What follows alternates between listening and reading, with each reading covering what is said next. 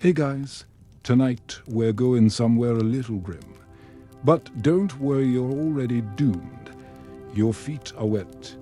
That's your first thought. Not in a poetic, just walk through do kind of way. But in a why is this water so cold and possibly alive sort of way? It sloshes in your boots as you blink awake. Above you, the sky is a dull grey smear, and a gull screams like it owes you money. You are not in your bed. You are not even on land. You're here, drifting into the fog, on a 17th century Dutch whaling ship Dotso. Before you get comfortable, take a moment to like the video and subscribe, but only if you genuinely enjoy what I do here. And let me know in the comments, where are you listening from? And what time is it over there now? Dim the lights, maybe turn on a fan for that soft background hum. And let's ease into tonight's journey together. You're on a three-masted monster out of Amsterdam, bound for the Arctic Circle, and it already smells like you've been here for weeks. Except you haven't. You just arrived kidnapped by time travel and apparently drafted into maritime misery. No one greets you. No one explains anything. A man with fatigue grunts, points. And you follow. That's how the chain of command works here. The fog curls low, hugging every plank. You shuffle down the slate deck, your breath already fogging in front of you. Though it's barely dawn, the sky is colorless, but still somehow manages to shine light directly into your squinting. Sleep-deprived soul, a wind howls, of course. It howls and there's a constant thump somewhere, like someone forgot to tie something important. You're trying to walk, but the ship is already moving with a rhythm you weren't consulted on. It pitches, you sway. Something creaks ominously and you instinctively grab a rope. It smells like fish and regret. That'll be your theme for today. Maybe for your life now. Your stomach growls. Confused. And so is your nose. The smell is complex. Salt, tar, something greasy, something human. You don't ask questions. You learn quickly that questions here get you side eyes or a ladle full of whatever's in the barrel. Historically, Dutch whalers at this time operated under strict, brutal routines, especially those sailing to places like Svalbard or the Davis Strait. Crews were often made up of hardened men from all over Europe, plus the occasional poor soul who got conscripted at the docks after one too many drinks. Sound familiar? The floor beneath you groans with every wave, and you're guided to a place the others call the berth. It's less a room, more a crawl space. You duck through a hatch and instantly regret breathing. It's cramped, damp, low ceiling, low morale. A man is already sleeping in a hammock. Another sharpens a knife slowly while making direct eye contact with you. It's fine. Everything's fine. A shirt is tossed at you. Put it on. Someone mutters. You do. It's wool. Not freshly washed wool, more like last worn by a seal who died of loneliness wool. It clings. You discover new sheets your torso can make. There's no mirror. And for that, you're grateful. By now, your fingers are tingling. Cold has found the seams in your sleeves. The wind is in your bones. Welcome to the first hour. You will not be dry again for 18 days. Possibly never. You're introduced to the morning routine by being screamed at by a man who may or may not be the first mate. He says words, but mostly he points. So you move barrels, you move ropes, you move your own hopes of survival steadily downward. You hear someone say they've been at sea for 2 months. Someone else laughs and says, 2 months was the easy part. You do not ask follow-up questions. It's like jail rules. Eye contact is dangerous. Personal backstories are optional. And food is, well, we'll get there. There are no breaks, only brief pauses where you pretend not to be nauseous. You grip the rail and stare at the sea like it owes you answers. It offers none. Just endless grey chop and the occasional flash of ice on the horizon. There's a reason they call this the grin and run. You're heading for the frozen edge of the world, Dotto, and there are rats. You didn't notice them until one brushed past. Your boot, fast little guy, probably cleaner than your socks. Historians still argue whether most crews actually slept with rats for warmth or just tolerated them for the company. You're leaning toward the former. Rats have better circulation than you do right now. Someone laughs behind you, an old man with eyebrows bigger than his eyes. He tells you you'll feel less sick in 3 days, or more sick in 2. Then he disappears into the fog. You don't know where he came from or where he went. That seems normal. Our bell rings. And that means something new is about to happen. Crew scrambles, and suddenly you're hauling on a rope with 5 other men. Your hands blister immediately. Calluses are for next week. Today, it's all about raw palms and splinters the size of pickles. Then it hits you. There's no turning back. Land is gone. Your choices are gone. The sea is your boss now, and your boss is moody. You finally get a moment to sit well. Squat and a man passes you a flask. You take a sip. It's not water. It's not rum. It's something fermented, possibly accidentally. You nod politely and hand it back. He laughs. You've made your first friend. Sort of. Meanwhile, your phone is dead, but so are your neighbors. Emotionally, you think of your bed back home, your shower, your indoor plumbing. Then the wind punches your face again and reminds you you're not there. And as the ship lurches northward, the fog thickens, the cold deepens, and your optimism quietly jumps overboard. Remember that sloshing water in your boots from earlier? Still there, just warmer now. That's a whole new problem. The shirt was just the beginning. Now someone shoves a pair of trousers at you. They're heavy, stiff, and smell like they've been retired and reanimated. You pull them on anyway, because modesty is still clinging to you like a barnacle. The pants fight back. They're damp, somehow gritty. You consider whether they were once dry, perhaps briefly. During a particularly hot cannon blast over this charming ensemble comes a coat. Coat is generous. It's more of a woolen slab, with buttons that haven't aligned since the last war. You force it closed and immediately regret it. It seals in the moisture like a personal sauna failure. You shift and it creaks. The fabric squeaks. You are now a walking sound effect. His scratchy scarf joins the collection. It shaves your neck like it's mad at you. Hat follows. Shaped like someone stopped knitting halfway through, it perches, awkwardly, offering the warmth and aesthetic of a damp mushroom. You are now dressed for survival, which on this ship mostly means prepared to freeze slower than the guy next to you. And shoes, let's talk about the shoes. They're not boots. Not really. They're hardened leather suggestions, flat soles, no padding, and somehow already filled with seawater. You slide your feet in. They squish. It's like stepping into too cold. Apologies. This, apparently, is standard issue.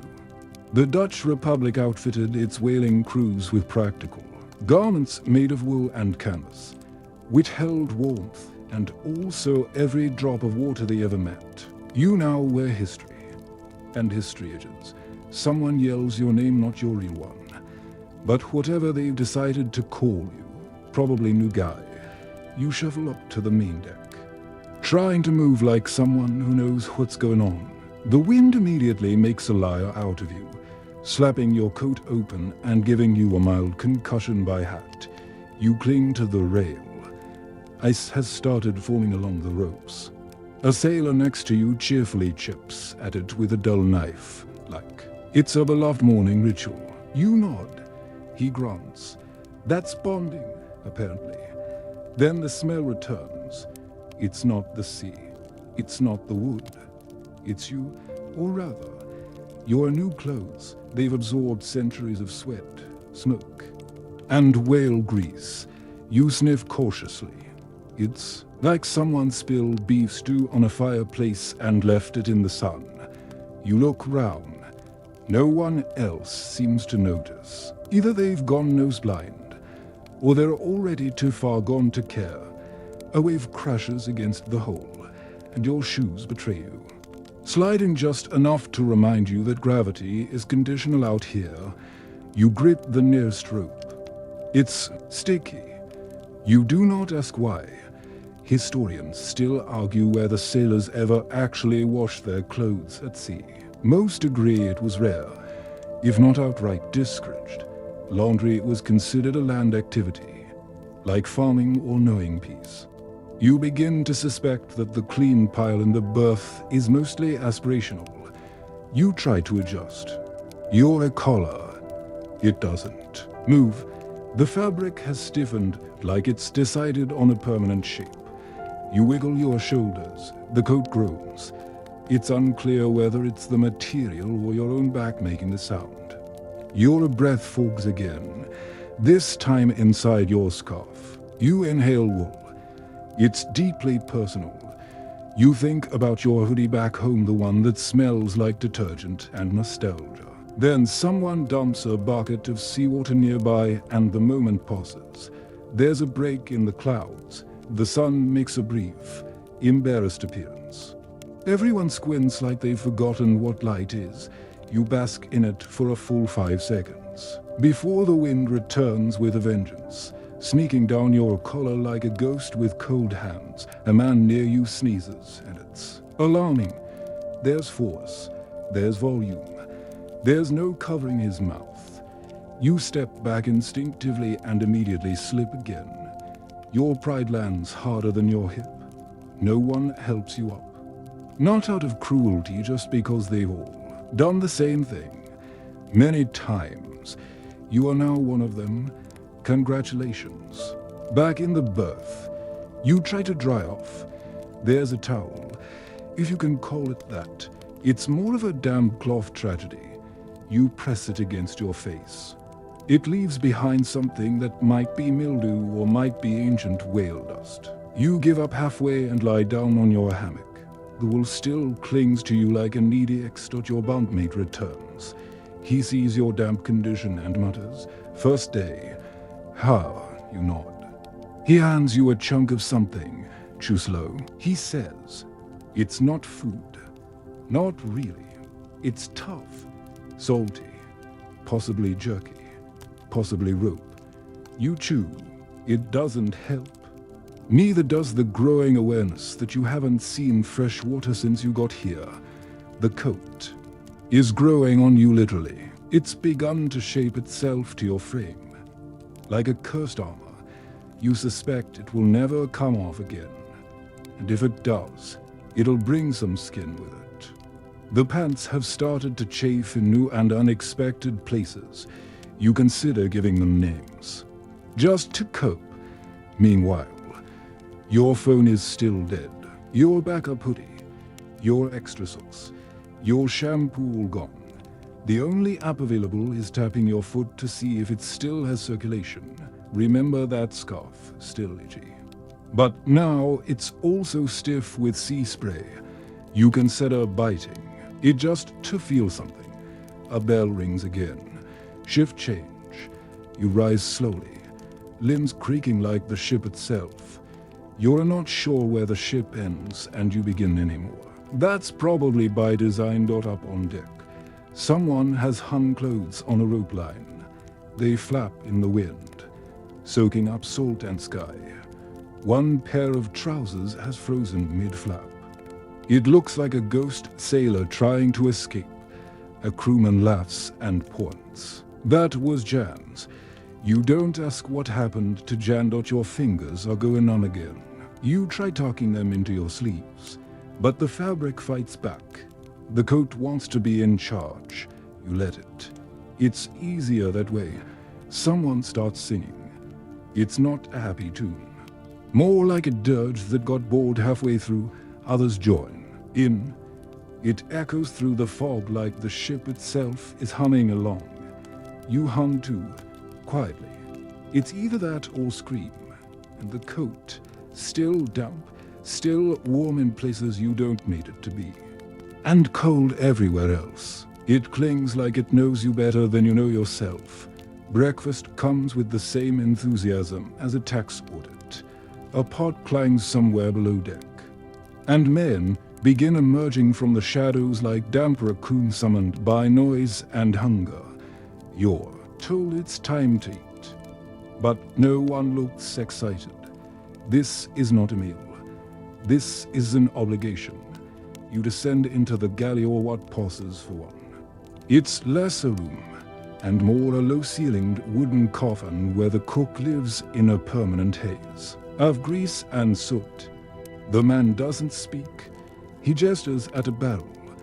That's where the food is. You peek inside. Floating on a slick of yellowish fat or gray. Doughy lumps that might once have been hardtack biscuits.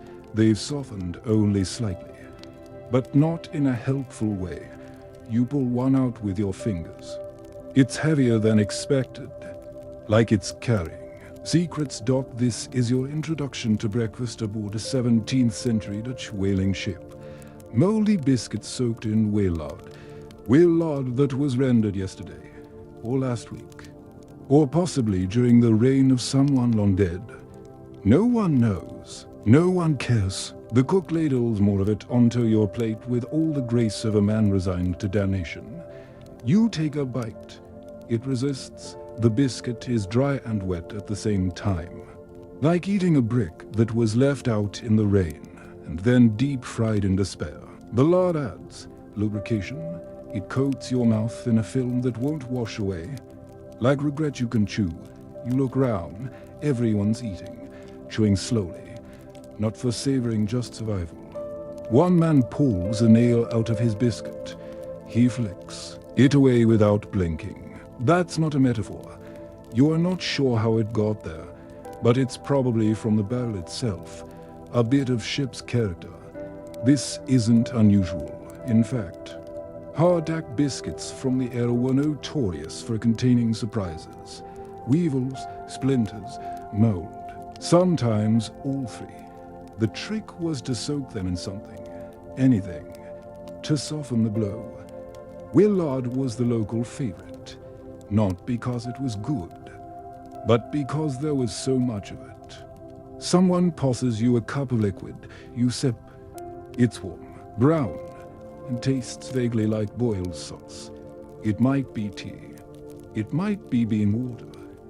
It might be a mistake. You say thank you anyway. Manners still matter when nothing else does. A man tells you the biscuits improve over time. You stop tasting them. He explains. You just remember them. He chuckles softly and gums another bite. You try a second mouthful. This one's crunchier. You don't want to know why. A flake of something lands on your lip.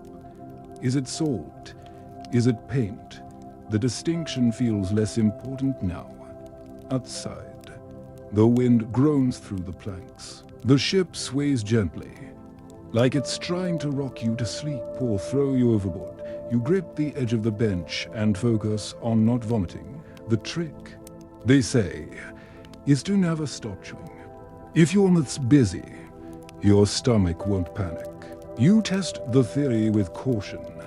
Meanwhile, a man across the table is licking the bottom of his bowl. He catches your eye. You done with yours? You are. And he knows it before you answer. He slides your plate over without waiting. Fair enough. Modern breakfasts feel like hallucinations now. Avocado toast, scrambled eggs, coffee that didn't come out of a wooden keg. Here, you eat to not die. Enjoyment is for land. There's a small sack of something on the table. You lift it. It's filled with dried peas. Someone swats your hand. That's for soup. You ask when the soup is coming. No one answers. Historians still argue whether meals on these ships were scheduled or just chaotic bursts of opportunity. Evidence suggests a mix of both. Ships ran by bells, shifts, and the sudden appearance of slightly less moldy food. One man swears he saw a carrot once, long ago.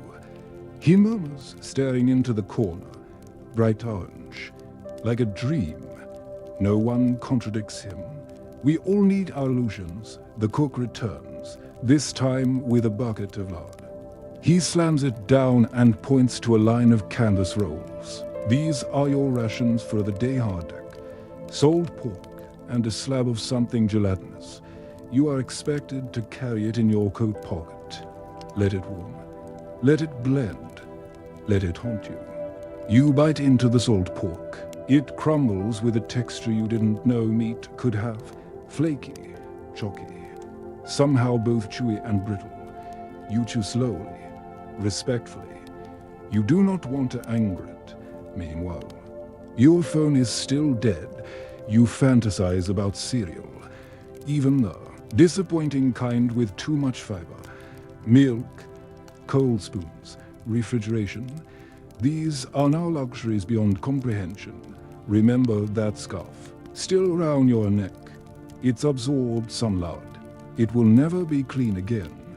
Later, on deck, the smell of breakfast lingers in the air like an unwanted guest. The wind picks up the lard and distributes it with a democratic cruelty. You taste it in your mouth hours later, on your lips, in your dreams. A rat scurries by, bold as ever. He pauses, sniffs your pocket, thinks better of it. That tells you everything you need to know. As the sun crawls higher, your stomach decides to rebel. It's not quite pain, more like organized protest. It sends messages up your spine, questioning every decision you've ever made. You distract yourself by watching ice form on the ropes again. At least the cold dulls your taste buds. The smell of rendered whale lard is distinct, not fishy. More like wet bacon mixed with candle wax and disappointment. Once it gets into your coat, it stays. Like an emotional scar, you lean into it now. Resistance takes energy. You have none left. Back in the galley, someone scrapes the bottom of the lard barrel and finds something unidentifiable. He eats it anyway. No one blinks. You're starting to understand the rhythm of this place, and that rhythm is lard, biscuit, wind, regret. The captain appears like a storm cloud wearing boots. You don't see him arrive, you feel it. The crew quiets. The air tightens. Somewhere, a rope squeaks like it knows better than to interrupt. He steps onto the deck with the authority of someone who knows he can ruin your life with a gesture, and probably has. He's tall, somehow even taller than he was in your imagination, with a coat longer than necessary and a hat that's seen better centuries. His face is leather. Not in the metaphorical sense. It might actually be leather. He doesn't speak at first. He just stares, as if evaluating the structural integrity of your soul. Then he talks, or growls. It's Dutch, mostly, but half swallowed by wind, and what you suspect is decades of yelling. Someone translates. Don't fall overboard. First mate mutters, or do, up to you. That's rule 1. Don't fall. The sea doesn't give refunds. Rule 2 is, don't waste the blubber. That's apparently a crime worse than mutiny. You nod solemnly, as if you understand the economics of whale oil. You don't. You just know it smells like your coat's emotions. The captain gives you a name. It's not your name. It's Kleinch. It means little one. Everyone laughs, including the rats. He points to the mast. Climb. That's not a suggestion. You look up. The ropes are slick with sea spray. The mast is swaying like it's had 3 too many. You begin climbing, slowly, regretfully.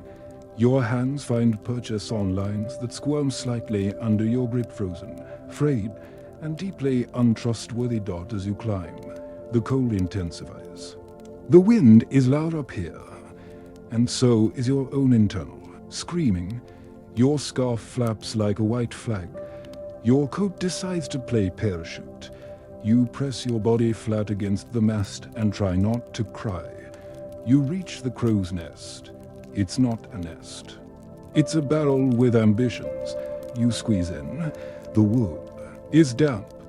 There's a small puddle, probably from the last guy. You don't think about it too long. From up here, the sea is an endless bruise, grey, cold, churning. You see ice floes in the distance, jack teeth on the horizon. You hear gulls below, cackling like they know something. Maybe they do. Historians still argue whether crows' nests were regularly manned during Arctic voyages or only during hunts. What's certain is that whoever was up here was miserable. You confirm this firsthand. The captain shouts something. You can't hear him over the wind. You shout back.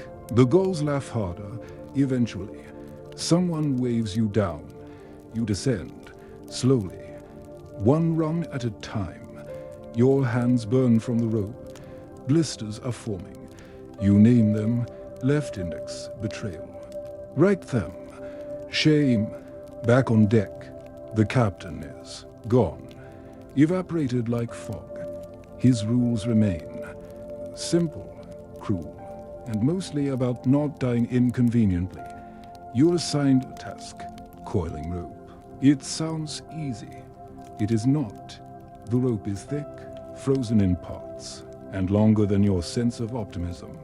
You coil it badly. A man fixes it, says nothing, just sighs. Lunch arrives as a distraction. It's not different from breakfast. Same log, same biscuit, new location. You eat mechanically. Your tongue has given up on tasting. It's in passive resistance now.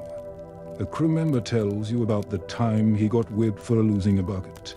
Important bucket. He clarifies. Real nice wood.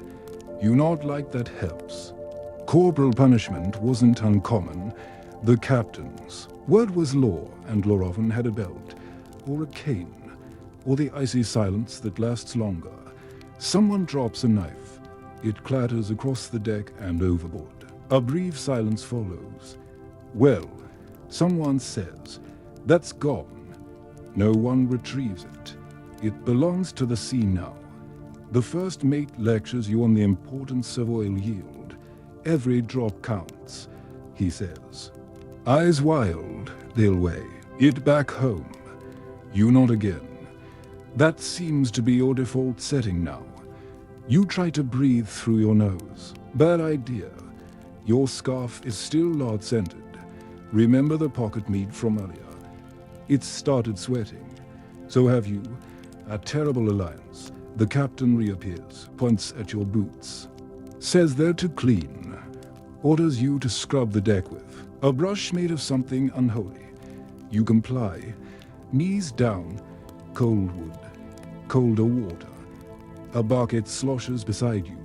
A rat watches, tutting. Scrubbing takes hours.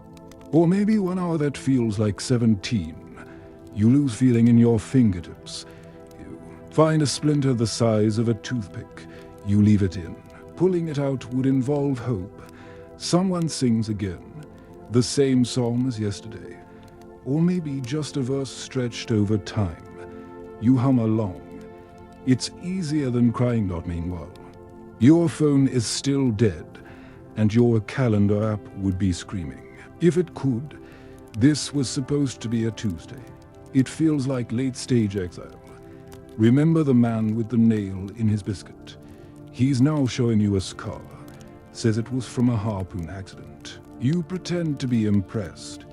Mostly because he's still holding the harpoon. You're ordered to carry barrels below deck. They're heavy. You are not. Your back protests. Your knees wobble. Someone calls you clench again. It sticks. One barrel leaks. You don't ask what's inside. You already smell it. That night, the captain's lantern flickers through the fog.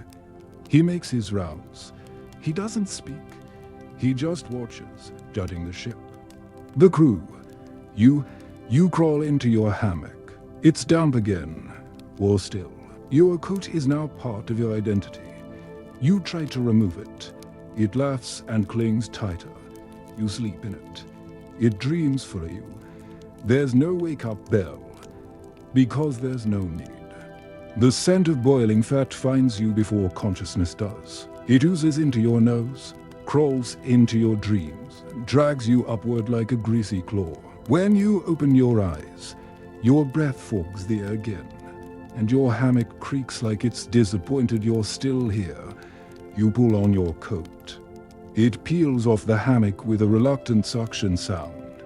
The lard smell has multiplied overnight. It now includes a mysterious sour note that may be emotional. You climb onto the main deck. It's still dark, though technically it's morning. A light snow drifts sideways. Men shuffle across the planks, hunched, eyes glazed, arms full of tools. You blink. The rendering has begun today. You learn what it means to try to rend a whale. Blubber on a boat that refuses to stop moving. There's a huge iron pot midship. It's called a tripod. It's the size of a hot tub and 3 times as hostile. The fire beneath it crackles, fed with strips of dried whale flesh and anything else that burns, including hope. You are handed a tool. It's somewhere between a ladle and a medieval torture implement. Your job is to stir the blubber, stir the fat, stir your soul into submission. You lean over the pot. Steam hits your face like a slap made of soup. It coats your eyelashes, your lips, the inside of your throat. You taste everything. It's a flavor that defies language but rhymes with why. Someone stirs beside you. He whistles softly. Eyes distant. He hasn't blinked in minutes. You copy. His rhythm, trying not to inhale too deeply. Turns out, whale blubber isn't rendered in peace. It spits, it bubbles, it explodes like it resents being useful. One glob lands on your sleeve, another on your face. You wipe it away. It leaves a trail. Historians still debate how clean the process actually was. Most accounts describe a horror show of burns, slips, and spontaneous lard geysers. You can now confirm this. The deck is slick with slop. You skid, recover, and keep string. The pot must stay hot, must stay full, must keep churning. One mistake and the oil burns, if that happens. The smell will live in your coat forever, which, let's be honest, is already happening. A rat darts past, stops, and licks a bit of the spillage. Even he looks disgusted. You're instructed to cut more slabs. You are handed a fencing spade a blade longer than your forearm. You do not feel ready for this. A fresh strip of blubber is hauled onto the deck. It's pale pink, rubbery, and the size of a sofa. It jiggles. You gag.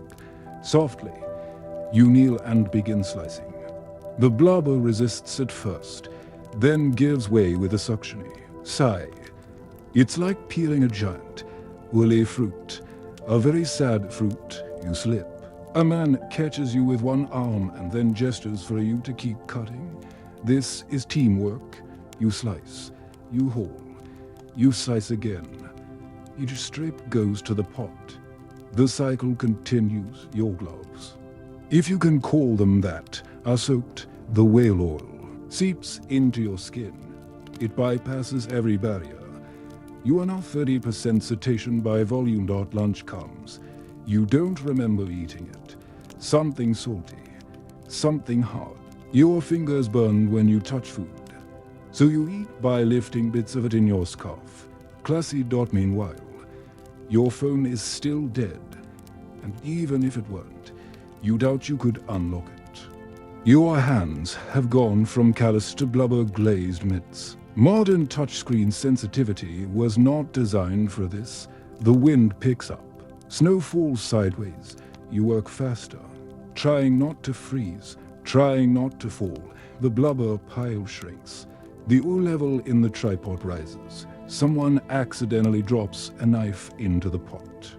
There is no rescue mission. It's part of the soup. Now, the first mate yells something about slacklines.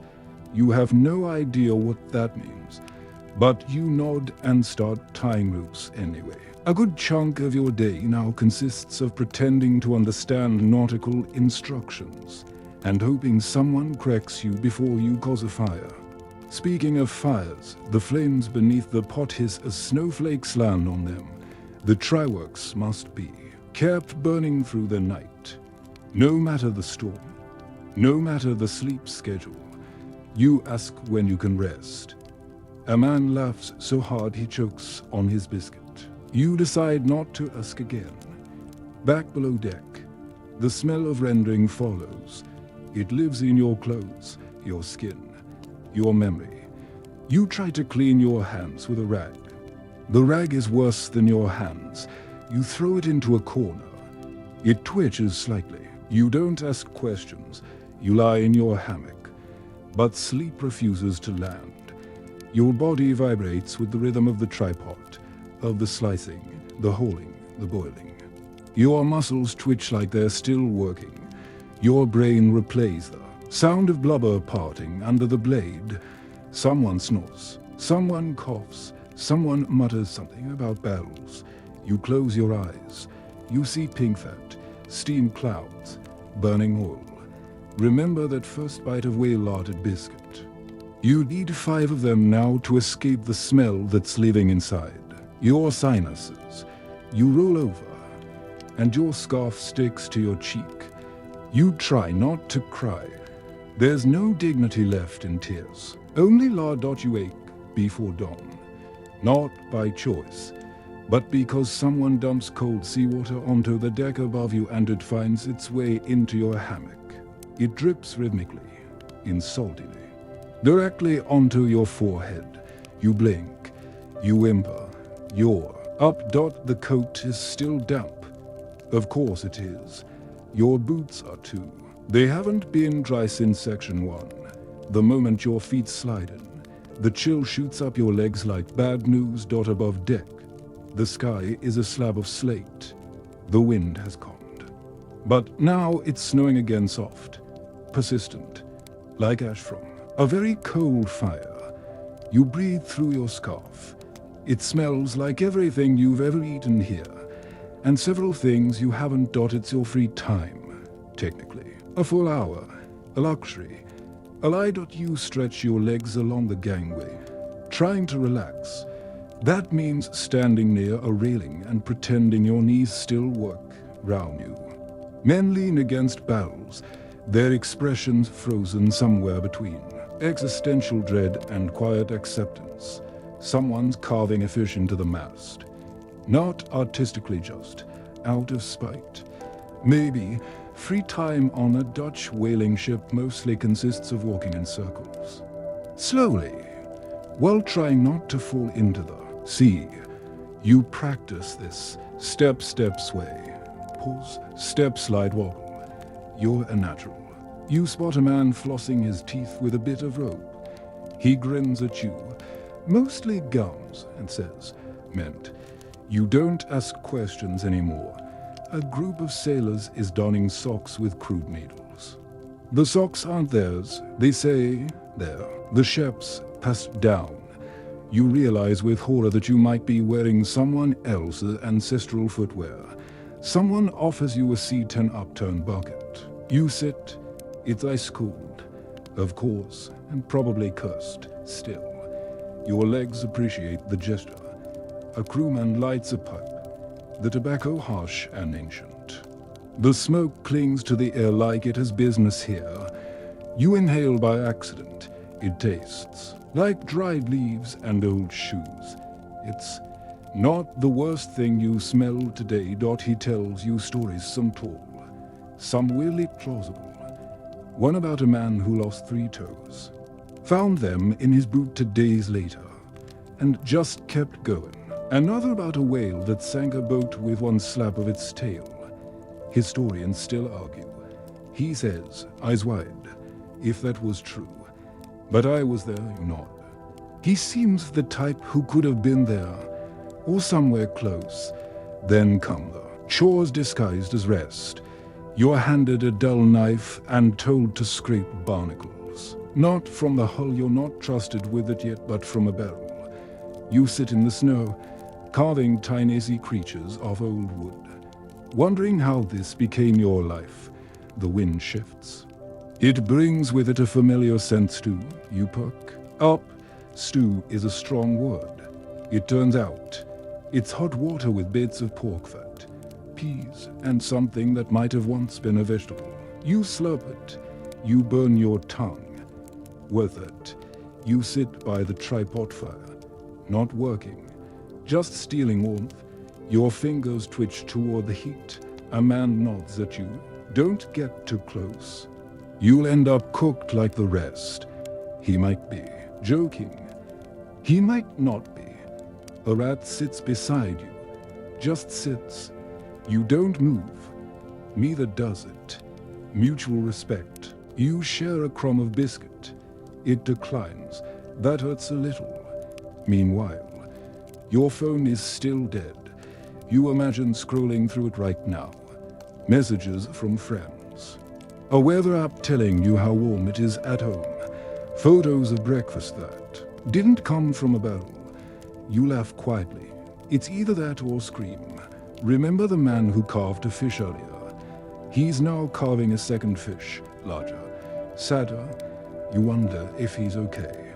Another sailor joins you by the fire. He's young-ish, missing an eyebrow. He shows you a coin from home. Rub it. He says, for a lock. You do. It's warm and sticky. You hand it back and wipe your hand on your coat. Mistake. Now you have stew, blubber, and coin residue on you. A trinity of regrets. The hour ends too soon. Someone rings a bell. You rise with the others, groaning like old floorboards. Your knees crack. Your back protests. Your coat mocks. You trudge back to duty. The clouds have thickened again. Snow starts, falling harder, this time with intent. The deck turns slick. A man slips and lands on his elbow. He laughs, stands up, and shouts, "Just another Tuesday. It's Thursday." No one corrects him. A goal circles above, eyeing your pocket. You slap it half-heartedly. It's not a threat, just curious. Probably smarter than some of the crew. The first mate barks a command. You haul ropes. You slip. You curse internally. Your scarf falls into a puddle. You pick it up. It smells worse now. You didn't think that was possible. Back below deck. The hammocks sway. You sit in yours, shivering slightly. Your socks are wet. You try to wring them out, but they just become wetter. You put them back on with the grim determination of someone accepting their fate. Someone plays a tune on a jaw harp. It twans through the dark like a tired mosquito. Somehow, it's comforting. Somehow, it makes you LONELI. You think about free time again, how it promised peace, but gave you just enough quiet to hear your own complaints.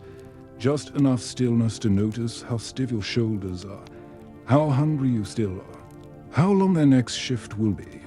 But at least you sat. Dumb, at least your bucket didn't crack. At least the stew was hot. Remember that ice-cold bucket. You'll miss it tomorrow. The men you share this ship with are hard to describe and harder to ignore. They grunt more than they talk. Their laughs sound like malfunctioning hinges, and most of them have the posture of someone who's been sleeping on barrels since the Reformation. Still, you're getting to know them, slowly, reluctantly, like learning the habits of large, damp cats who can swear in 6 languages. You start the morning sitting beside a man sharpening a spoon. Not a knife, a spoon. You ask why, he says. Just in case. You decide not to sit so close.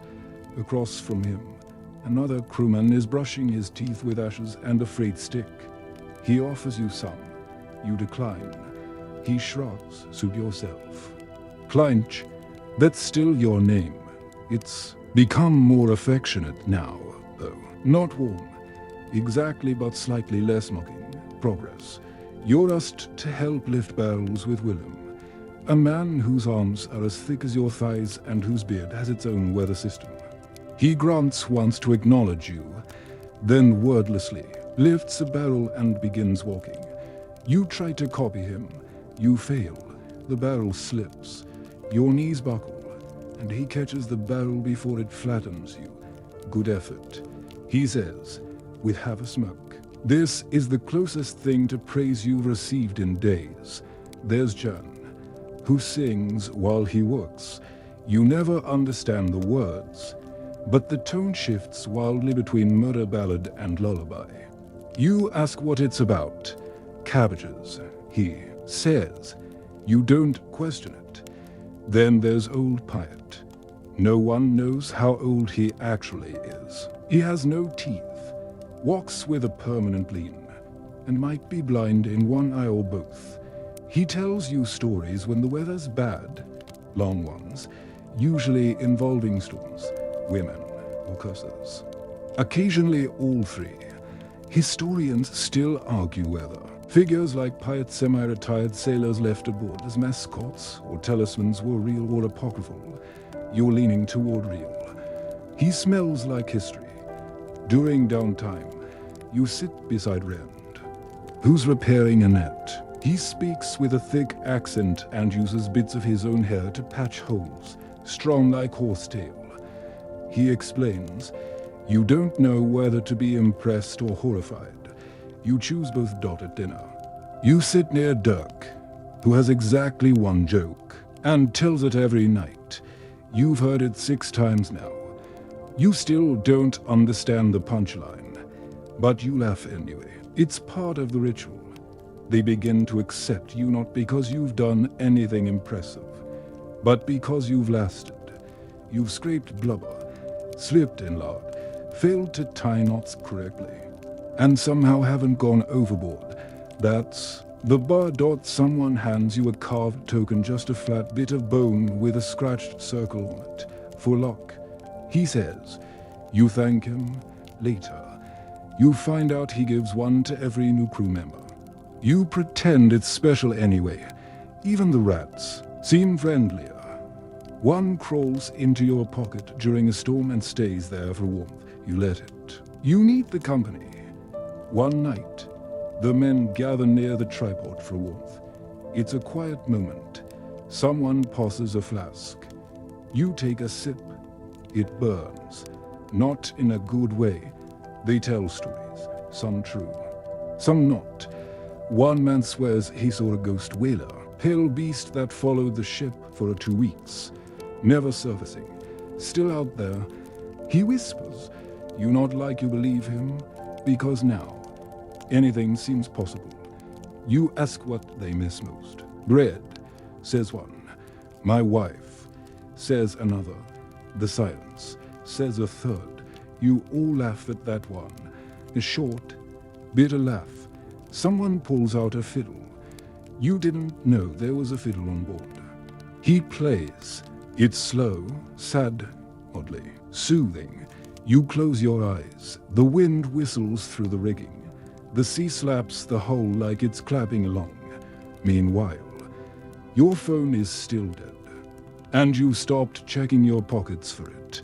Remember that man sharpening his spoon? He's now using it to shave. Poorly. You offer him the bone token as a mirror. He thanks you. It's too smooth to reflect anything. But the gesture seems to matter. A gull lands nearby and stares at the group. No one moves. It hops once, twice, then steals a biscuit and flaps away. Dirk curses, you laugh. Later, in the berth, you're given half a blanket by Jan, found it under a coil of rope. He says, might have been part of a sail. You take it. It's filthy. It's holy daughters. You drift to sleep. You realize something. These men, these smelly, weird, occasionally terrifying men, they're your community now. You've shared food, fire, fear, and filth. You've seen each other bleed, cry, and drop things overboard. You've even learned to appreciate old Pyatt's ghost stories, especially the one about the whale with a human face. You're not sleeping. Great tonight. The sky this morning is barely different from night. Just a slightly lighter shade of grey, like a washed-out bruise. You're aroused not by shouting or water or dreams of better plumbing, but by the thud of something. Heavy hitting the deck. Then again. You blink the crust from your eyes, swing your legs out of your hammock, and drop onto the floorboards with a creak. Your coat groans too. You're a duet of disapproval. The harpooners are training. You drag yourself topside, scoff, limp round your neck like a defeated flag, and find half the crew crowded round a rail. On the deck, a row of thick wooden barrels, some with whale-shaped targets painted on them. At the center stands Martin, the ship's lead harpooner, who resembles a walking tree trunk with a bad attitude. He hurls a harpoon. It thunks into the side of the barrel with an ugly kind of satisfaction. See, someone grunts. Simple. You're handed something long, rusted, and heavier than your moral compass. It's not a harpoon, it's a mop. You're not here to throw anything. You're here to mop up after them. A whale hunt training session isn't about practice, it's about showmanship, muscle memory, and making the rest of you feel entirely replaceable. You watch as they hurl, iron into barrels, over and over, some missing, most hitting. When they miss, the harpoons bounce, clang, and slide like sulky metal snakes. You're told to retrieve them. This is a dangerous job. You trip over one and nearly spear yourself. Martin grunts. Maybe you're the bait. Historically, harpooners held a revered position on the ship. Paid more, feared more, listened to more. They were the rock stars of whale hunting minus the glamour, groupies, and hygiene. They practiced constantly, because when the real moment came, hesitation meant disaster. You're allowed to try. Eventually, not a real harpoon, just a wooden one, blunted at the end. You line up, squint, adjust for the wind, and hurl it like you're defending your last piece of hardtack. It lands 3 feet short and rolls off the deck into the sea. Silence, then laughter. Strong throw. Crunch, says Dirk, for a librarian. You retrieve another mop. Your shift, technically, is cleaning the splinters left from harpoon drills. The mop is more symbolic than effective, but it keeps you close enough to listen. The stories fly fast. Last year's near misses, close calls, the time someone hit a whale but got dragged for 2 miles before they cut the rope. You try to imagine holding a harpoon as the ocean bucks beneath you, adrenaline surging, salt in your eyes. You can't. You're too busy scraping whale paint off a barrel with a bent nail. They talk about technique, wrist angle, rope tension, the perfect distance. The words blur together. You focus on the glint in their eyes. These men love the chase. They live for it. They dread it. It's the one time their lives matter more than the ship's schedule. A young harpooner, barely older than you, lets you feel the weight of a real harpoon. It's heavier than your expectations, colder than your heart this morning. He shows you the barb end. You don't throw this, he says, unless you want to end something. You hand it back very carefully. Later, you're assigned to the rope team. Your job is to coil the lines that attach to the harpoons, hundreds of feet of hemp, knotted in just the right way, or else everything goes wrong during the hunt. It's tedious, repetitive.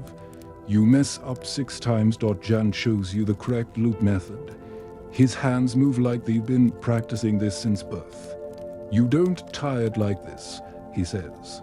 And the whale takes the harpoon and your arm with it. You nod. You suddenly care very much about rope accuracy. Meanwhile, your phone is still dead, and even if you had it, the only signal here would be from a whale sonar asking why you smell so bad.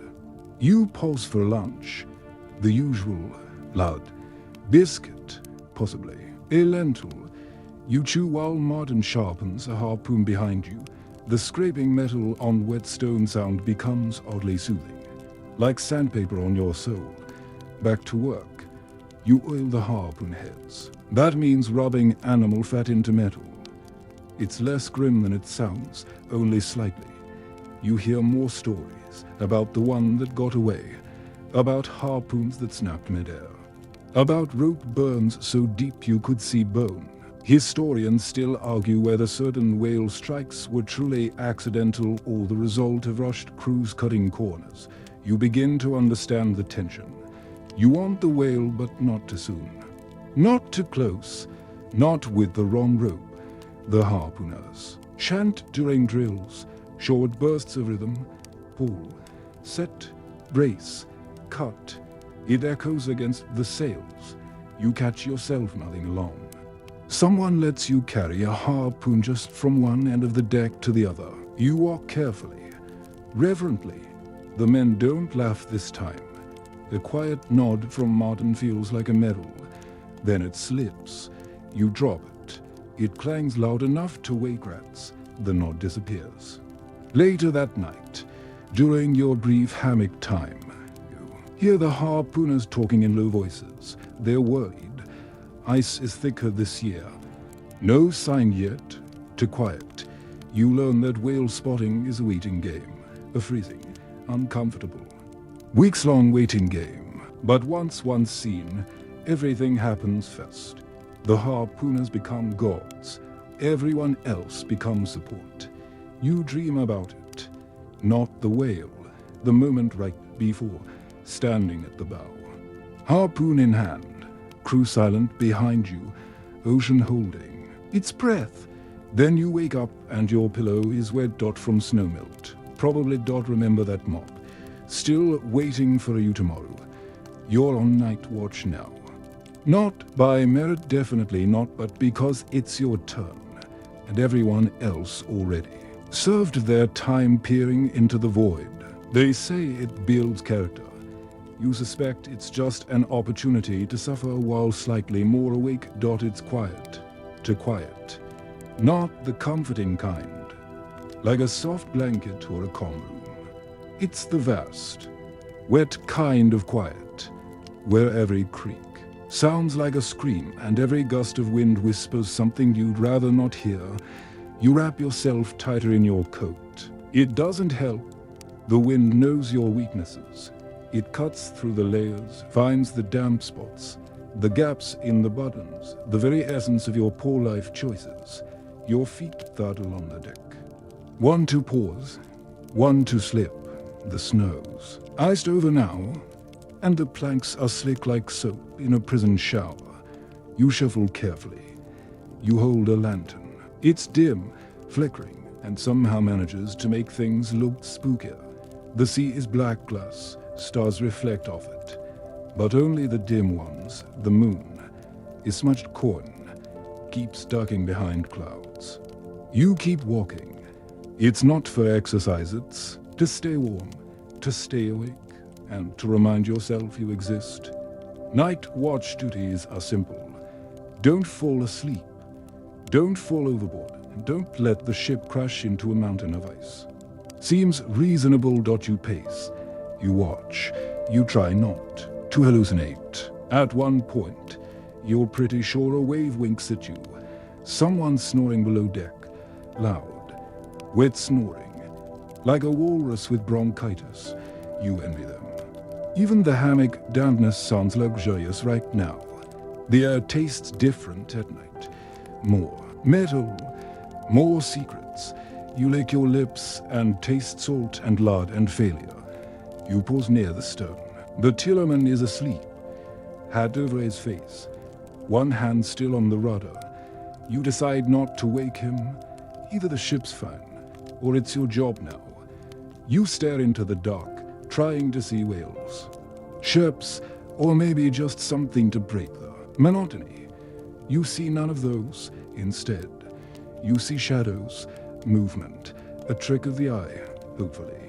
Historians still argue how alert night watches truly were. Some say they rotated often to prevent fatigue. Others say alert was a generous term for conscious-ish. You now understand both camps. Your thoughts drift. You think about the men below, Jan probably dreaming of cabbage songs, old pirate whispering to ghosts, someone talking in their sleep about soup. You give a lot for some soup right now. A gull screeches overhead, startled by your lantern. It flaps off into the night like it's running from a bad date. You jump, heart pounding, and nearly drop the light. Good job. Sailor. You find a moment of peace leaning on the rail. The wind dies down just enough to let your ears thaw. The stars glitter.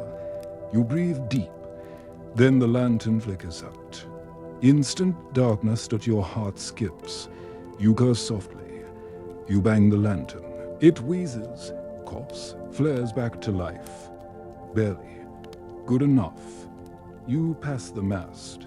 Pat it once. Like a pet. It creaks. You nod. Ships need affection too. You spot a shape moving on the far end of the deck. You freeze. It moves again.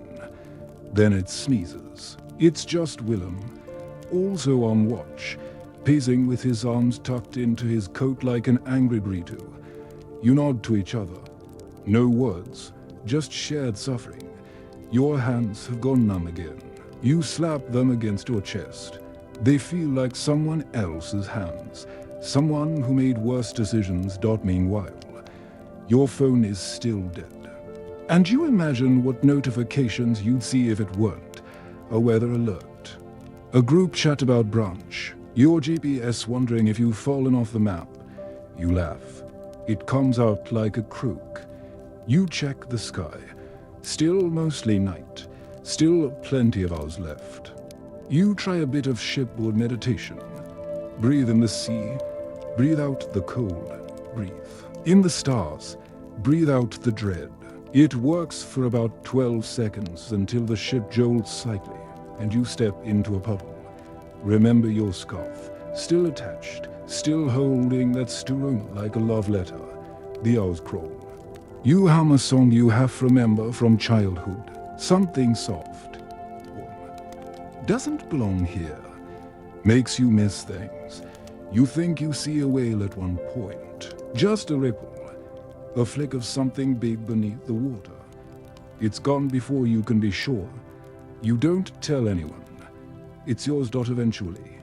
The bell rings. The next watch takes over. They look barely human.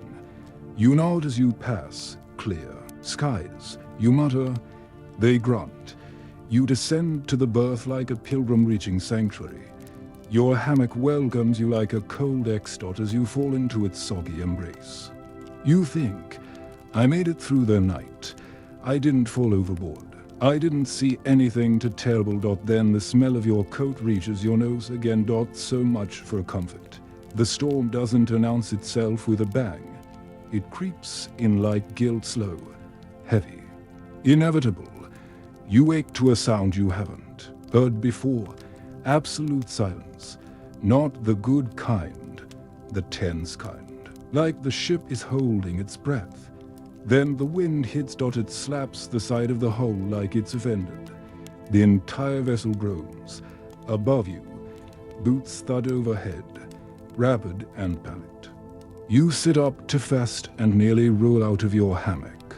The ship tilts, and your coat ever loyal drags across your face like a wet towel of doom. You stumble topside, pulled by the shouting. The sky is a boiling bruise. Clouds stack in layers like someone's angry laundry. Snow is falling. Sideways, the sea is no longer sea. It's chaos, white caps like snapping jaws. Swells like drunken hills. The wind whistles through the rigging, with the enthusiasm of a banshee with a new job. You squint. You are not even sure if this counts as day or night. Just grey, everywhere, endless. Eternal grey. Orders are flying. But the words don't matter anymore. You follow hands. You follow eyes. You follow momentum. Someone throws you a rope. You catch it, tie it to something that looks important, and immediately regret the knot you choose. The deck is soaked, icy, slippery. A man slides 10 feet before catching a rope. He laughs. You do not. The sails are down, most of them, anyway. One is flapping like it's trying to escape. Two men are fighting to tie it off. The sail winds round one. You're told to grab buckets, bail water. Everything leaks. The sky, the sea, even the barrels. You bail furiously, like your life depends on it, because it does. Historically, Arctic storms took down many a whaling ship. Timber cracked, masts snapped, men disappeared. Historians still argue whether crews truly understood how dangerous the northern waters were, or if denial was just part of the job description. Someone shouts, "Loose spell," you turn. A massive cask is rolling across the deck like it's hunting for revenge. You dive out of the way. It crashes into the rail and bursts open. Salt pork everywhere. Some men weep. You crawl back to your feet, shaking. Your scarf is soaked. It has absorbed so much water it now weighs as much as a small dog. Then the worst happens. Your hat flies off. You watch it vanish into the wind. Like a tiny woolen bird. Farewell, noble friend. The captain emerges from his cabin, coat flapping, beard frosted. He doesn't speak. He just points. You nod and pretend you understood. You help pull in the last of the rigging. The rope bites into your hands. Your blisters lay open. Your fingers go red, then white, then nothing. You can't feel them anymore. But the rope keeps moving. So you do to dot. Someone sings again. A storm shanty, slower, sadder. Pull the line or meet the brine. You try to join, but the wind steals your voice. You vomit once. The motion, the fear, the lard, it all combines. You lean over the side, empty yourself, then keep working. No one comments. It's part of the ritual now. The sky darkens further. A wave smashes the deck, full force. Everyone's thrown sideways. You hit the mast, hard. Something in your shoulder goes one. Then numb. Great. You get up. You keep going, because what else is there? Meanwhile, your phone is still dead, and you give anything to text lol help to someone. Anyone. Another wave. Another jolt. You brace. The mast creaks ominously. You whisper, "Not today." Old friend, remember that lard-stained coat? It's keeping you alive now.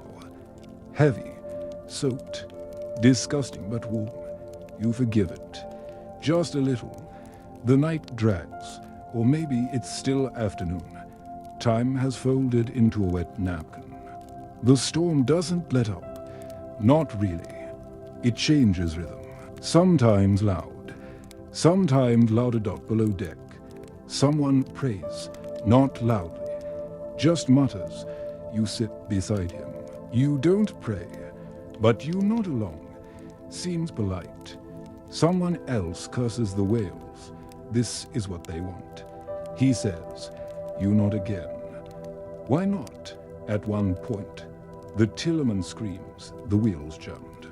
The ship lists dangerously. Men through there. Weight against the starboard rail to balance it out. You do too. It works. Belly. Old pirate appears.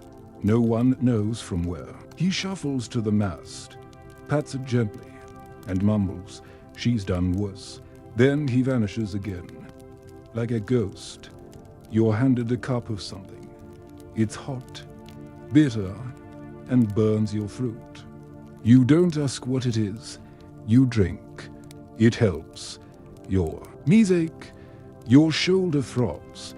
Your eyelids twitch from the cold. But you're still here. Eventually, the wind softens slightly. The waves calm. Just a little. Someone calls it. Storm's passing. No one cheers. You just keep working. You stagger below. Strip off your coat and collapse into the hammock. You're shivering so hard the whole berth shakes. Someone tosses you a blanket. You clutch it like a lifeline. You survived. Barely. But you know there's always another storm. Whale. That's what wakes you. Not a bell. Not a shout for help. Just that single word. Roared from the crow's nest like a cannon blasting directly at your consciousness. You roll out of your hammock and hit the floor running. Which is generous language for what your legs actually do. Stumble. Skid. Lurch. Your boots are already on. Because they never come off. Because your toes aren't yours anymore, they belong to the ship. Up on deck. The mood is electric. Men rush from all corners, grabbing harpoons, coiling ropes, slapping each other's backs with the glee of schoolboys and the manic urgency of prison escapees. You follow. Because there's no such thing as opting out. The whale is here. It's game time. Out in the distance. The sea is stirring unnaturally. A shadow, a movement, a breach, just the curve of a massive back, glistening, black as ink, a puff of vapor. Then gone again beneath the waves. It's close, closer than they like. Rowboats are dropped over the side in a flurry. The harpooners pile in, yelling, gripping weapons longer than your bed. You're told to help lower the boat. You do, even though your arms scream. You nearly lose a finger. You nearly lose two. Martin, the lead harpooner, catches your hand. Grins, wish us luck.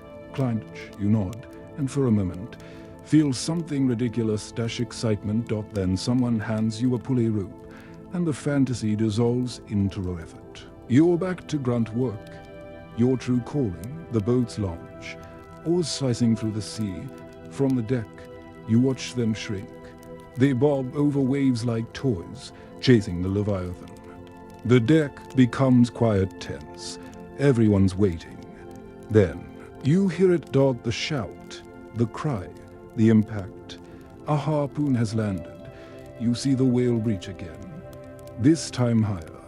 A great slab of muscle and momentum, thrashing. Water explodes in all directions. The rowboats rock dangerously. The rope jerks violently. This is the part no one explains to you. Once the harpoon strikes, the whale runs, and it runs hard. The rope zips off the deck spool at terrifying speed. Men scramble to control it. One yells for a knife. The friction smokes. The rope sizzles against the wood. You grab a coil and nearly dislocate your shoulder. The force is unreal. The rope burns through your gloves. You let go. Your palms steam. Another shout. Brace. The whale dives. The boats lurch forward. Drag like feathers behind a bull. You hear a snap. Then another. One. Rope breaks. A man nearly flies overboard. Another stumbles, lands hard, groaning. You run to secure a new line. You slip. Land on your back. The sky spins. Someone steps over you, cursing in Dutch. For a moment, everything slows. You just lie there, panting. Eyes on the clouds. Meanwhile, your phone is still dead. And this would have made one hell of a shaky Instagram story. The chase continues for hours, not minutes. Not an exciting TV montage. As men scream. Oars break. Harpoons fly. The whale thrashes again. So close this time you can hear it. The sound is wet thunder, muscle and rage. A tail slaps the water and sends a boat spinning. You think you see someone fly into the sea. You look again. No one's missing. Yet. Then. Suddenly it stops. The whale surfaces, slower, tired, bleeding. A final harpoon lands. It arches. Moans. Yes, moans. Then sinks. Not to swim, but to die. The sea stills. The rowboats circle. On deck, no one cheers. Not yet. They just breathe. Deep, slow. Reverent. Victory. But also work. So much work. The boats stir the carcass back toward the ship. Like a captured god. It takes hours. They tie it to the hull. It bobs beside you, longer than the boat itself. Black and white and red all over. The men look at you. Time to cut. Someone says, "You realize your arms don't work properly anymore." But that doesn't matter. They hand you the flensing knife. Blubber's already peeling off. Slabs, feet thick, rolled like carpets. You slice into it. The warmth of the body hits you like a breath from a beast. The stink is unimaginable. Blood, fat, salt, decay. And something sweetly rotten. You gag. Everyone does the first time. You keep cutting. For hours. Your boots slide in fat. Your scarf stiffens from blood. You stop noticing the cold. You stop noticing much, historically. Crews would process whales immediately, no time to waste. The tripod is already roaring. The blubber is hauled in. Rendered, stirred, stored. Everyone's moving, yelling, singing. A manic energy takes over. The whale is both prize and punishment. You pause only once. To drink. The water tastes like copper now. Or maybe that's just the cut on your lip. The carcass groans. Or maybe it's the sea. Someone drops a knife. It sinks into a fold of blubber and disappears forever. The sun sets or tries to. The sky goes darker. Barely. The crew works through it. Finally, they cut the jaw free. Someone mentions the baleen, how valuable it is.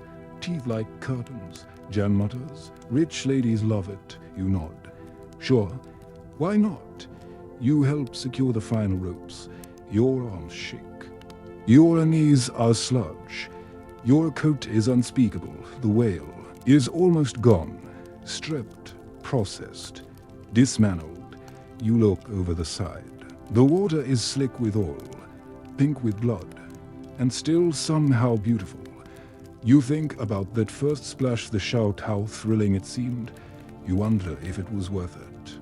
Then you remember your back, your hands, the stench, the fact that you now know what a whale's eye looks like, up close, and you think, probably not. The whale is dead.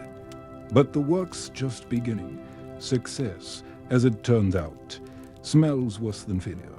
You're woken after what might be 2 hours of sleep by someone throwing something soft, wet, and vaguely meaty onto your chest. Time to flens. They mutter. You sit up slowly. Everything hurts. Your fingers feel like they've been individually insulted. Your back is stuck in a shape that resembles a poorly drawn question mark. You peel the damp cloth off your chest. It's a glove. Maybe clean. Probably not. Topside. The whale still floats beside the ship, tied off by thick ropes that creak with every swell. The carcass has changed overnight. Bloated, paler, swelling in strange places. Its mouth hangs slightly open, revealing the baleen, those long, black strips that once filtered krill and now just drip sea slime. You stare at it while chewing your morning biscuit. It tastes like someone baked it in an old boot. You don't care anymore. The flensing begins in earnest. A line of men, blades in hand, stand on the edge of the ship. Others crouch in the whaleboats, now floating beside the carcass. They hack, they slice, they peel great layers of blubber from the whale like they're carving meat from a colossal fruitcake. You are in the support team. You haul the slabs on board. With hooks, with ropes, with your barely cooperating limbs. One piece slips from your grip and slaps the deck. It lands with a noise that sounds like wet applause. Everyone groans. You haul it again.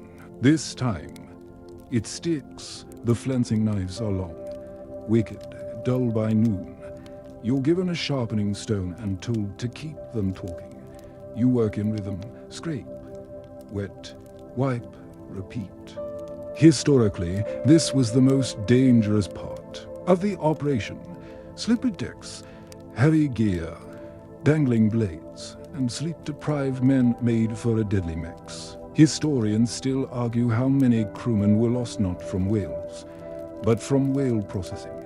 Someone screams. You turn. He's fine. Just sliced through his glove. No blood. Just a scare. He laughs. You laugh because the alternative is realizing. You've been elbow deep in whale all morning. They call the thickest chunks of fat blanket pieces. You learn this as you drag one across the deck. It weighs more than you. Possibly more than your entire family combined. It slides like a greased mattress, leaving a trail of viscous oil in its wake. You slip on it. Naturally. Everyone sees. Blanket boy. Someone calls. A new nickname. You're collecting them like lice. The tripod fire burns day and night. Blubber goes in, all comes out. The stink is biblical. Sweet, woolly, smoky. Wrong. Your job rotates. Whole blubber. Chop tendons, strip meat, carry bones, scrub blood, mop fat. Occasionally, just stand somewhere and try not to cry. A rat runs across your boot, dragging a piece of whale with it. You let it go. He's earned it. Meanwhile, your phone is still dead. You imagine it weeping quietly in your pocket, craving a signal, craving dry land. You too. Little rectangle. You too. Lunch is more of the same. Biscuit, pork grease, and something labeled bean. Though no one's sure it ever grew. You eat it while watching the whale they cloud over. It stares up at you, judging. You chew faster. They start on the bones necks. You didn't realize how many there would be. Massive, long, and somehow heavier than logic. You help hoist a jawbone using a winch. It creaks. You creak. The ship creaks. It's a chorus of structural uncertainty. Later, you're handed a broom. Not for cleaning, don't be silly. It's to push the oil toward the barrels. You sweep whale oil across the deck like it's your birthday. And your wish was, I want to feel slippery forever. It gets into your boots, your socks, your soul. Someone cracks a joke about bottling your sweat and selling it as well as cologne. No one laughs. To real. The captain inspects the barrels. He nods. That's the highest praise available. Martin claps you on the back. You stink, he says. Like one of us. You beam. Or maybe grimace. It's hard to tell anymore. That night, the fire still burns. You sit near it with a cup of something warm and possibly fermented. You sip. It numbs your tongue. Good. The men talk. Not loud. Just enough to fill the space. They mention profits. 300 barrels. Someone says, if the wind holds. You don't ask what that means for you. You already know. A few coins. Maybe. Enough for new boots. Also, or both. You stare at the dark horizon. The whale's carcass is mostly gone now. Just scraps, ghosts, memories. The sea is quiet. To quiet, you breathe in. You smell oil, sweat, smoke. You breathe out. You smell. The same. You lie in your hammock later, fully clothed. Because removing anything requires a level of optimism you no longer possess. You dream of whales, but they're flying. And they speak Dutch. You wake with a start. The smell is still there. Always. By now. The smell isn't around you, it's in you. It's beneath your fingernails, lodged in your eyebrows, pulled somewhere behind your ears. You wake up. And before your eyes are open, it's there, a warm, early, meaty haze that announces itself like an old friend who won't stop borrowing money. You sit up.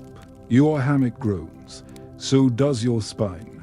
The ache that started in your lower back sometime last week has become a second personality. You name it Hendrik, and he hates you. You swing your legs over and squelch into your boots. There always. The EMP now. Not from the sea, from the oil. The floor is slick with it. The ropes, the walls, the men. You could cook a pancake on any one of them. If you had a pancake, or a desire to live, you climb onto deck. The whale is gone. fully processed. What's left of it has joined the ship literally. The railings are streaked with that. The deck is stained pink. The sails smell like soup. The crew has taken on a uniform sheen. You included. There's a new assignment. Scrape the deck clean. You're handed a giant flat-edged tool that looks like a snow shovel crossed with a bad attitude. You push it across the deck. It squeals. The oil moves like syrup that doesn't want to leave. You slip once, then again. On your third fall, someone claps. Not to mock you just because everyone's done it. And it's tradition now. Dirk mutters. You're part of the floor now, Clunge. You nod. The floor is where you belong. The cleaning takes all day. You scrub until your knuckles bleed. Literally. Salt and fat mix in the wounds, a flavor you didn't ask for. You try to breathe through your mouth. That idea tastes worse then. It smells. You try humming. Your lips stick together briefly. To dry, to salty, to over it. The tripod is finally extinguished. Its last ember fades with a hiss that sounds like relief. A silence falls. Everyone stands round, eyes twitching like dogs who stopped barking and don't know why. The crew disperses. You wander to the side of the ship, lean over, and inhale deeply. Sea air, purish. Cold, merciful. You stay there for a while. Below deck, someone has attempted laundry, which, here, means dunking clothes in seawater and pretending that's enough. Shirts hang limply from ropes, dripping pinkish droplets. You try not to identify them. You look at your coat. You haven't removed it in days, weeks. It no longer feels like clothing, more like a layer of identity. You consider taking it off. You get as far as one button before a breeze hits your ribs and you reconsider everything. Still, you need a change. You pull off your scarf, the one that's followed you through storms, watches and soup. It crunches when it folds. That's your cue. You dip it in a bucket of sea water. It hisses. That seems wrong. You wring it out, slap it on a barrel, and hope the gulls don't take it as a nesting challenge. Back on deck, a new smell rises. Barrels, closed, sealed, stacked, full of oil. You realize you've spent the last week turning a majestic living creature into future candlelight dot, and now you smell like profit. Meanwhile, your phone is still dead. But honestly, even if it weren't, you would untouch it. Not with these hands, not with these smells. Remember that rat from earlier? He's clean now, shinier than you. You think he's judging you. You deserve it. Someone hands out strips of dried apple, real apple, from a barrel marked for captain only. But the captain's busy, so it's mutiny by fruit. You chew slowly. The taste hits like sunlight, sweet, acidic, alive. You savor it for 3 full minutes. Then Martin spots you, grins, and steals the rest. You let him. He's earned it. Later, the men light pipes. The smoke is sharp, bitter, vaguely comforting. You sit with them. Someone hums a hymn, tuneless and slow. You lean back. Watch stars appear. A man beside you scratches something into the mast. You peek. It's a name. Not his, a whale's, Petra. It says, you don't, as historians still argue how much emotional attachment whalers had to their quarry. Official records suggest none. But unofficially, these men remember. They name, they carry. You head to your hammock, lay down in your stink, your sweat, your guilt, your hunger. You try to sleep, but the smell keeps you tethered to wakefulness. Not bad anymore, just constant. You dream of oil bells. They chase you slowly, silently, rolling across the deck. That never ends. The mailbag arrives like a ghost from a better life. It's not scheduled. No one expected it. One morning, as the mist peels back like a reluctant curtain, a small boat appears on the horizon, oars flashing, a single flag raised, post-delivery. The entire crew gathers near the rail in stunned silence.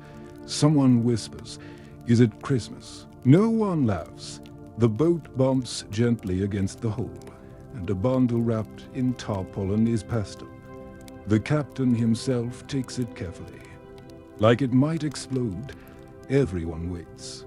The mailbag is unceremoniously dumped on the deck, soggy, bulging, full of hope and lies. One by one, names are called.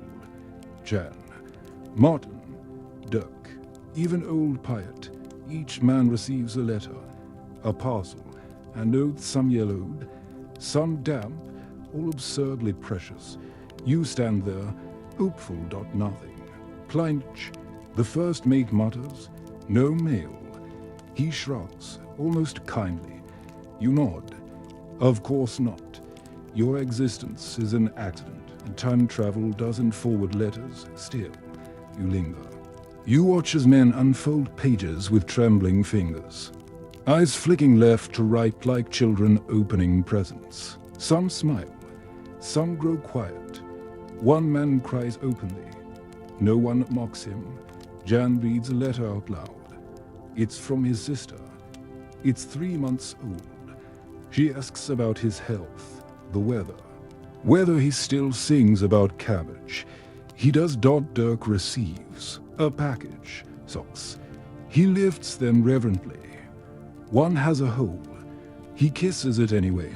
Someone gets dried cherries. They're passed round like communion. You get one. It tastes like sun.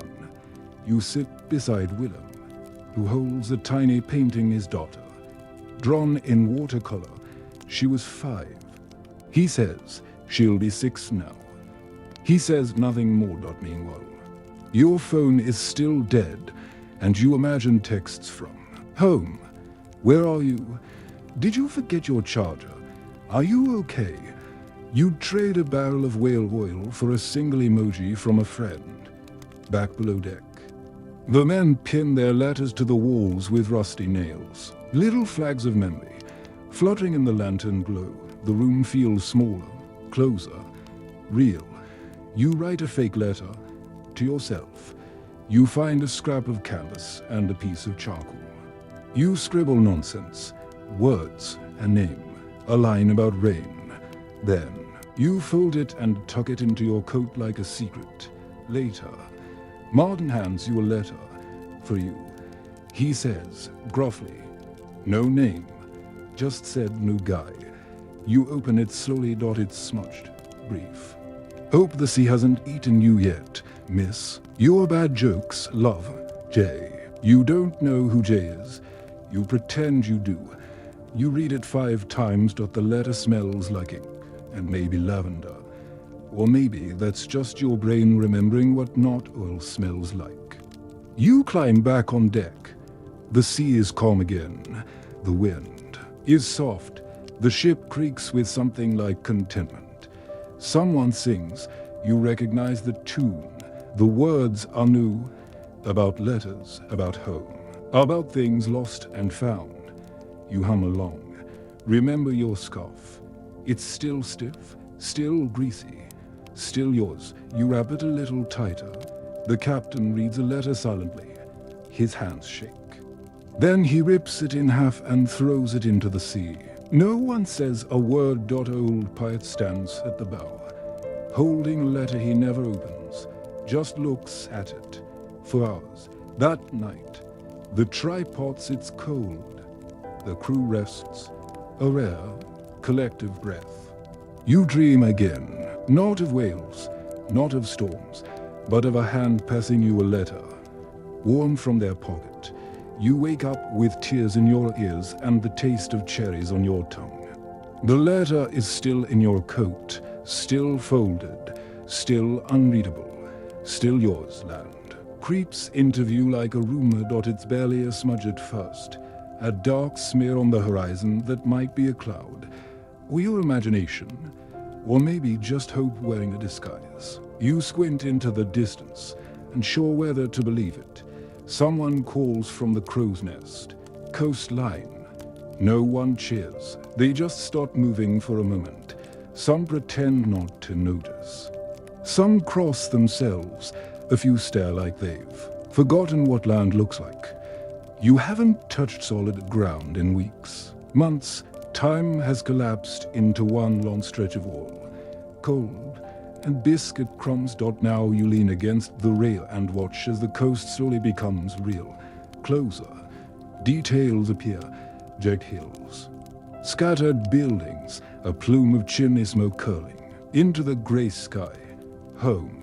For someone. The air changes. The wind carries the scent of trees. Something green. You breathe in and it hits you like a slap. It's too clean to sharp. It makes your eyes sting. The captain stands at the helm, unmoved, silent. You suspect he's already thinking about the next voyage. Some men are like that, never truly ashore, even when their boots touched it. Orders are shouted. Ropes are hauled. The sails are adjusted. You're given a coil of rope to manage. And your fingers fumble like strangers. They've forgotten how to do anything that isn't whale-related. You look down at your coat. It's stiff, cracked in places, heavier than when you got it. You realize you've been sweating into it for the better part of a month without ever letting it dry fully. It smells like history and pleasant, unrelenting history. Dock workers wait at the harbor. Pinched faces under wide hats as the ship groans into port. A few step back. They smell you before they see you. A rope is tossed, tied, secured. The ship shudders once, gently, stops. You've arrived. You don't move. No one does. For a minute, everyone stands there, staring at the land like it might disappear again if they blink. Finally, Martin speaks. Well, he says, that sucked. Everyone laughs. Even the captain smirks. One by one, the crew climbs down, awkward, hesitant, their legs unsteady. The dock is to still, to dry. Your body doesn't trust it. You step off. Your knees fold, not all the way, just enough to make you look ridiculous. You grab a post. You hold on. You laugh. Quietly. Historically, sailors returning from months at sea often walked like drunkards for days, their bodies tuned to the roll of the ocean. Historians still argue whether some men ever fully adjusted back or if they just learned to sway in place on solid ground. You stagger down the dock like a newborn deer in boots full of soup. Meanwhile, your phone is still dead, and even if you could text someone, you wouldn't know what to say. Just survived a whaling expedition, feeling cute. Might delete later. At the harbor's edge, a clerk checks off names. You're not on the list. He shrugs. You walk past him. No questions. A tavern waits nearby. You don't go in. The smell of beer is too far now. You sit on a barrel instead. Watch the others disperse. Jen hugs someone. Martin takes a pouch of coins and disappears. Old pirate walks toward the town. No destination, just motion. Willem lights a pipe and doesn't look back. You sit there, still wrapped in the coat, still stiff, still sticky. The scarf, your ever-loyal parasite, drapes round your shoulders. You'll never wear it again. But you also can't bring yourself to throw it away. You think about the whale. You think about the oil. You think about the wind, the rats, the burning tripod, the letter that wasn't yours and still somehow meant everything. You're free now, sort of. You don't feel free. You feel displaced. Remember that storm, the one that knocked you sideways and made your bones hum. You kind of miss it, the sea. Cruel and exhausting, gave your days rhythm. Now, there's nothing but stillness and the smell. Still here, still yours. You close your eyes and sway. just a little. Left, right. Left. Your feet aren't sure where they are, but they learn. Eventually, tonight, you've traveled far from the first slap of wind on your half-frozen face to the last oil-soaked step off the ship. You've endured every squish, stink, blister, and bucket of confusion the 17th century Arctic seas could offer. Your coat got heavier, your biscuits got harder, your scarf sentient, and your legs may never trust dry ground again. But you made it. Now, the tripod fires are long extinguished, the tools are stowed, the blubber has been stripped and rendered, and the only thing rising into the night air now is quiet. The deck no longer tilts beneath you, the sky no longer presses down, the voices of the crew have faded into memory gruff, strange, occasionally sentimental. You can let go now. The smell, well, it'll be with you for a while. But the urgency, the cold, the daily threat of being flung into the sea with only your dignity and a damp hat, that's over. Your hands are still. Your breath is slow. The air around you is soft again.